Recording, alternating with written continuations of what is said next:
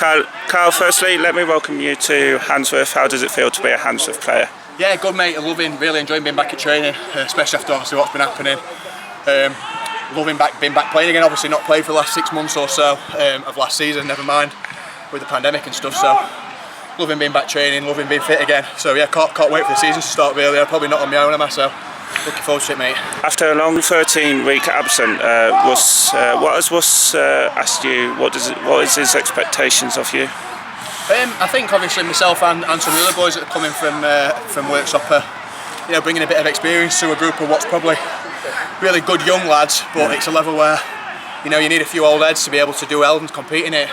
Some great young players, very good young players, but they needed a few older heads, I think. To see him through a bit and put him on the right path. So I think that's what he's looking for from us. So I've put a squad together to be able to compete at the right end of the table, and it looks like we're going in the right direction. So I have to wait and see how we get on. But I'm feeling positive about it all for sure. What can the fans expect from you? What can you offer the team? I've scored a lot of goals at this level, to be fair. I'm getting older now, so yeah. I'm not as fit as what I used to be, although I've put a lot of effort in to try and get there over the past 12 weeks. So yeah, I've played a lot of games at this level, played a lot of games for workshop, scored a lot of goals for workshop, so hoping I can carry it on really if I can. You spent around 10 years at workshop and being in the hot seat there. Would that experience help with the younger lads we've got here? So yeah, I mean it was a massive learning curve for me. I got thrown in. The manager we had at the time resigned, and nobody expected it, so I got thrown in when I really wasn't expecting it at all. So it was a massive learning curve for me. So I hope so, yeah.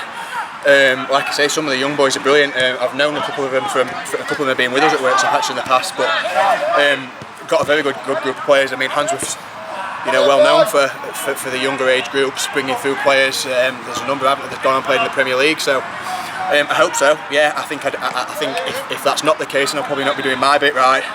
So I hope so. Yeah. You mentioned the great setup Handsworth got. Surely your aims and expectations are to be at that top end of the table. Well, yeah, of course. I mean, I don't think I've never started a season in my life really where you don't want to be competing at the top. If that's not what you're looking to do, looking to achieve, then you're in the wrong game. So yeah, we've got to be aiming for that top three.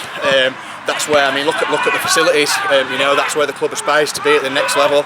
And maybe even beyond in years to come. So the facilities are top class. The youth setup is top class. Everything's in place for the club to go and kick on. And it's obviously now down to the players, the staff, and everybody involved with the first team really to make that go and happen. Because everywhere else, everybody else involved with the club's already doing their bit. So it's now down to us.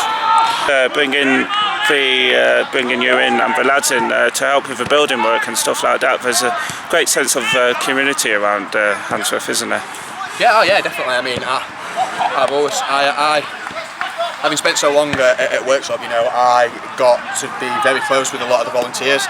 And I understand how important it is for everybody to chip in doing the bits and bobs that people don't want to do. Obviously, like people that wash the kit, people that make sure the dressing rooms are tidy after every game, people that do the food.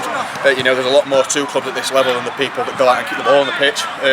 So yeah, it was jobs that needed doing, jobs that would have cost money to get somebody else in to come and do it, to get third parties to come in and do it. So it's something I'll always do when I can, and it was good to see everybody else coming and chipping in as well. So hopefully it saved the club a bit of money, which is obviously going to be reinvested into things like the new changing rooms, like the playing facilities, like the equipment and the kit and stuff. So it's important, but I think everybody understands how important it is, and that's why everybody were there.